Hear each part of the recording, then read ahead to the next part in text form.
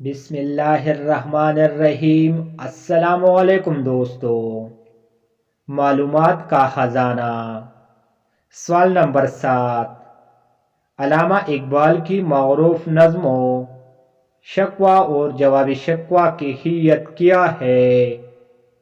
جواب: مسدس۔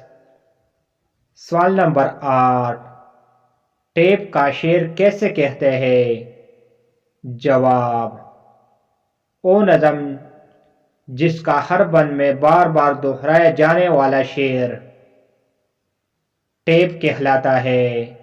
سوال نمبر 9۔